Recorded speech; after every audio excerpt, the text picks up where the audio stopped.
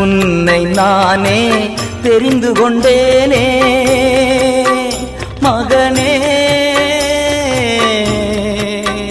மகளே, உன்னை நானே தெரிந்து கொண்டேனே. உன் பெயர் சொல்லி நான் அழைத்தேனே, உன் பெயர் சொல்லி நான் அழைத்தேனே. ஒருபோதும் நான் கைவிட மாட்டேன், கைவிட மாட்டேன். வழியும் சத்தியமும் ஜீவனும் நானே. இஸ்ரவேலே பயப்படாதே, நானே உன் தேவன்.